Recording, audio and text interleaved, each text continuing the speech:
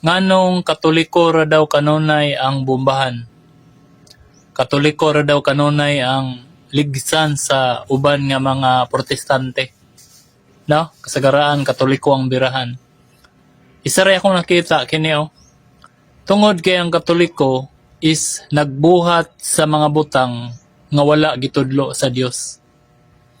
Nga wala gitudlo sa Dios diha sa balaang kasulatan. Basahan ra gud ninyo ng Bible kanang for gospel. Tanawan niyo diha, di ba daghan kaayo mo ginabuhat nga naa sa inyohang pundok nga wala gitudlo sa Bible. And then kaming mga preacher, kaming mga pastor, muwali mig kamatuoran. Unya, makita namo nga kamo, sukwahi kayo ang inyohang practices. Sukwahi kayo ang inyohang teaching diha sa Bible. Mao na isa ka rason nga akong nakita. Mao nang kanunay kamoy bombahan, kanunay kamoy punteryahon. Tungod kay kamo, naghulagway mo nga mga Kristohanon. Moangkon biya mo nga ang Ginoong Hesus may nagtukod sa inyong simbahan. Di ba? Pero kung tanawon ang inyong mga buhat, ay bisan pag magkinalad ka ray takaron dayon. Tanawan ang inyong mga buhat, nya basaha ang balang kasulatan kung nisibo ba, nihaom ba. So mo na itubag para sa kadtong nangutana na curious siya nganong bombahan daw kanunay ang Katoliko sa mga protestante. Nganong Katoliko ra daw, unya dili daw apilo ng uban nga mga pundok. Kana tungod kay naghulagway mo nga mga iya ni Kristo. Niangkon biya mo. Nga iya mo ni Kristo, di ba? Tinukod mo ni Kristo. Pero tanawa inyong buhat. Tanawa, makita ninyo, basa ang balaang kasulatan kung ang inyong pagkinabuhi nisubay bas balaang kasulatan. Ngunit tubag unta, nalinawan mo. Kini nga itong mga higalang mga sulpot ba? Marag yung tinuod pa istoryahon ni mga tawhanan, no? Marag yung tawag ining, correct ba? Basta mga istorya ni sila. Makahinumdom na noon ko atong mga tao bitong mga mangingilad o mga scammer. Kaya kung di ni mo sakit-sakit og sakto, di ni mo susihog sakto ang ila magipang sulti mo, yung tinuod. Paistoryahon, pareha po ani. Kung baka ka balos tinuod, kung Katoliko ka nga musimba lang ka og kasal bunyag lubong, mailag yung ganing aning tawag ining style kay may mga istorya. Mura man gyud og tawag ining tinuod. So ang question, unsa magi rason ngano sige mong atake sa simbahang Katolika? Pinakaunang reason ngano sige mong atake sa Santa Iglesia Katolika Apostolika Romana, normal gyud na sa kawatan nga mangawat didto sa daghag bunga. Alag-alag inyong atakihon inyong mga kaubang mga protestante. Kauban ninyong tawag inyong mga sulpot nga pareho raman pod mo nga maguwang nas panagsa ang membro. So, atakihon gyud ninyo ang mga Katoliko din sa Pilipinas. Ngano man kay sa Pilipinas, 89 to 90% Katoliko. Unya ang hilig ninyong tawag in istoryahan, ang hilig ninyong wali-walihan kadto mga Katoliko pod nga musukan pa ba musimba lang og tawag ining kasal, musimba lang og bunyag, musimba lang lubong, musimba lang pista. Mura yung paborito ninyo kadto ba mga Katoliko mga wayhanaw ba? Munang kanunay ninyong atakihon na kay kung makakuha mo paldo ng bulsa ni Pastoy. Paldo ng gitawag og bulsa ni Pastoy. Mo na gingon ni San Pedro. 2 Pedro kapitulo 2 bersikulo 1 hangtod sa 4, kining mga tawhana ang tumog tinguha ini manapi. Nya sumala pa ni San Pablo, kining mga tawhana kamo wala mo nag-alagad kay Kristo kundi nag-alagad mo sa inyong kaugalingong mga tiyan. Ngano man instead of dito mo sa simbahan gitukod ni Kristo, dito may noon mo sa simbahan nga kamukha mo ra pigatukod. Unya, ingon day nga nakasabot man mis bala ang kasulatan. Nya ngano mo man kasi nagkasinabot nga pare-pareho mong pagtulunan nga Bible alone. Di ba? Diya parang daan dako na lang diferensya kung masabtan nimong kamatuoran, masabtan nimong bala ang kasulatan, dako na kay nagdiferensya. Number 2 nga gitawag og point. No lang mo sila din nakasabot daw sa balaang kasulatan. Asa pud nas balaang kasulatan? Unsa pong sita sa Biblia? Kapitulo ug bersikulo nga gitagaan mo sa Ginoong Dios og kahibalo para magtudlo sa iyang pulong ilabi na sa nakasulat sa balaang kasulatan. O tanawat tong yunuko kana sa buhat sa mga apostoles nagbasa sa kasulatan gipadad-ang gyud. Si Espiritu Santo gipadala si Filipe aron magtudlo niya. Nagpasabot nga dili pwede nga magbasa ka lang balang kasulatan nga way magtudlo nimo. Ang question, kasi may nagtudlo ninyo anang balang kasulatan, kamo-kamo ra pod. Masalabaw pa mo atong yunuko, di ba? Masalabaw pa mo sa Espiritu Santo.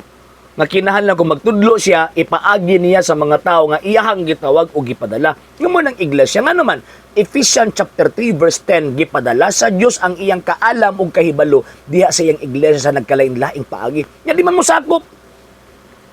Kaya nagtukod man mo inyuhang gitawag o kaugalingong pundok.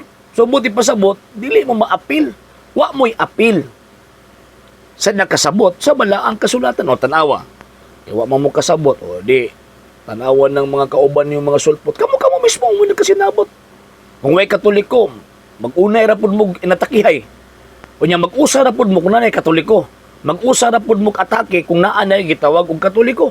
Pag may katoliko, ay mag-unay rapod mo eh. Di ba? Tanawan na sila, magdibatihe rapod na sila basta may katoliko. Di ba sila magkasinabot nga parihon ta sila pagtulunan na Bible alone. And sumala pa nila, kami nga mga preacher, kami nga mga preacher, kaysa po nagpadala ninyo. Ang preacher nga naa sa balaang kasulatan, gipadala, o di ba? St. Matthew chapter 28, verse 19 to 20, gipadala ni Kristo iyang mga apostol. O niya, sumala pang St. Pablo, Romans chapter 10, verse 14 to 15, kung saan man pagwali, kung wala, gitawag og pinadala. Kaysa may nagpadala ninyo, ungo, engkanto.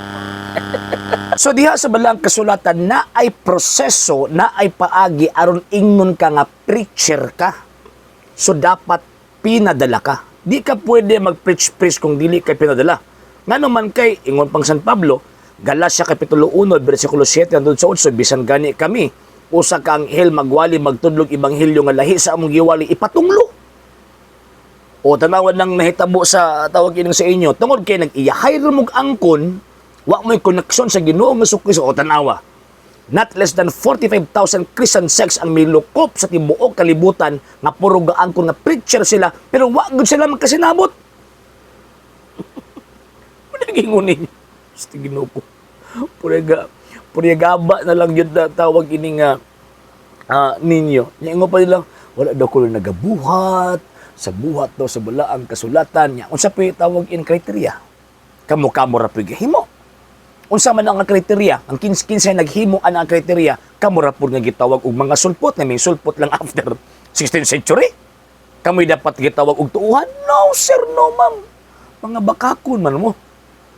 Kaya kung tinuod pag yun mong iyang mo na gano'n nga Kristo, itudlo ninyo ang gisulti sa balaang kasulatan nga diin si Kristo na ay gitukod nga iglesia. O niya, di mo magtukod og inyo. The fact nga nagtukod mo inyo, wa ninyo gitudlo, wa ninyo gikinabuhi kung unsa gitudlo sa gitawag og balaang kasulatan. Diba? Yang style ninyo kay para tawag ini makalusot mo, mingon din nga, tanawan na inyo mga membro, mga badlungon kayo sa tinuod lang og ato ang susiho pagsakto kung ingon ana ang inyong kriteriya, ang unang maigo si Kristo. Nga naman, tanawa, sa dihang si Kristo, tawag ang gitaral sa hukmanan. Nabada yung mga apostol dito. Gitalikdan sa mga apostol. So, sala ni Kristo to? Gitalikdan sa mga apostol? O salang dito ang tawag ang nagkuyog-kuyog niya sa Nuwan nga ebangelista, St. John the Beloved. The rest of that, the rest sa mga apostles, wala na. Nagdinagan na, tinaguay na. O niya, San Pedro, gidinay pa yun niya si tawag ining si Ginoong Jesucristo. Subot di pasabot.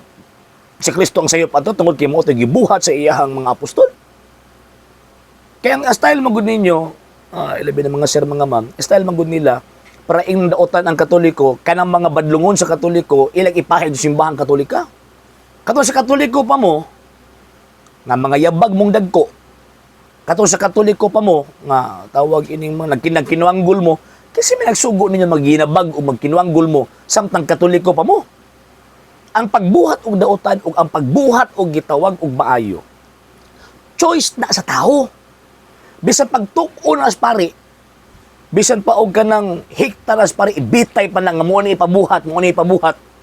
Kung iyahag yun ng choice nga mobuhat siyang dautan, di makapugong ang pari, ana. Di makapugong.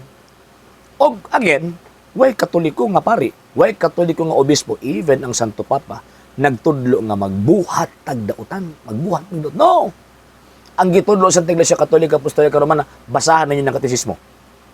Kinaman din na ang tawag ini mga doktrina sa simbahan Katolika, gitudloan sa pagkasantos. So kung kamo sa Katoliko pamusuon ng yabag mong dagko, nagkinwanggol mo ang tawag ini dagko, dili na may tudlo sa Iglesia Katolika. O niya paggaman ipasangil pag yun niya na sa Katoliko pa ko palahubog kay ko, sa Katoliko po kawatan kay ko. Kasi minasugo ninyo anak, kamo-kamo rapod. Nya pagkaman sa dihang mubalin na mo sa layang sikta, mingon dayon mo og tawag ining Katoliko mi rason, kayabaga na lang yun ninyo. So mo na, luoy ka is Kristo, og mo ka na panahon ninyo. Napas Kristo, si Kristo yung unang nyo giatake. Ang tinuod nga iglesia na agyon na yung mga badnungon. At tanawat ng mga sambingay, na ginong sa Kristo, di ba, ang kahoy, na yung mga laya, katong pukot, na yung mga daot ng mga isda. Nya ka mo, kay puro man mo tarong, puro man mo tawag ining mga balaan daw ko, no? Mga balaan, mi. Plastic na yung simbahan.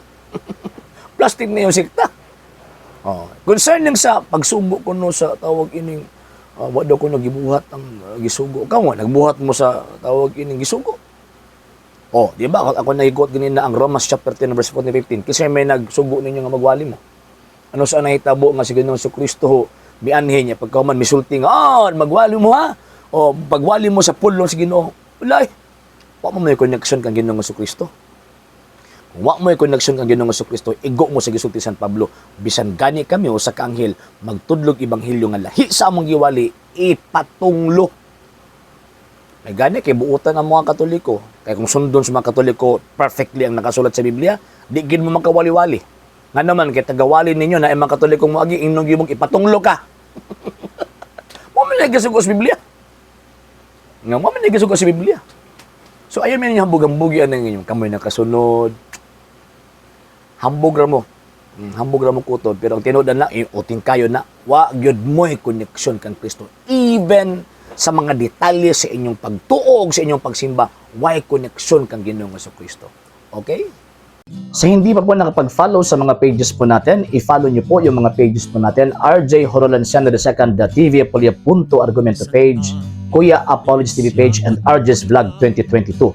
And pwede rin po kayo mag-send po dyan ng Facebook stars. And also, sa ating po mga channels, sa hindi po nakapag-subscribe, subscribe po ninyo yung mga channels natin, Dalay Catholic, Apologist International Official, RJ Sano II TV, Kuya Apologist TV, and Barrio Kawayan Religious Forum. And pwede rin po kayo mag-send po dyan ng super sticker, super chats, and super thanks. And maraming salamat po sa mga kapatid ko mga Katoliko na ulis pong tumutulong sa programa po natin. Maraming salamat po. Nang dahil po sa tulong at suporta po ninyo, ang programa pong ito, until now, andito pa rin po sa social media. And until now din po, nangangailangan pa rin po tayo sa tulong at suporta po ninyo dahil wala po kayong magagawa rito mga sir, mga ma'am, kung wala po yung tulong at suporta po ninyo. Sa gusto pong tumulong, sa gusto pong sumuporta, pwede po ninyong ipadala ang tulong at suporta po ninyo sa pamamagitan po ng ating mga account numbers dyan po sa ating pong screen. And pwede niyo po kaming i-message sa ating pong page kung via remittance po yung papadala po ninyo. Maraming salamat po in advance.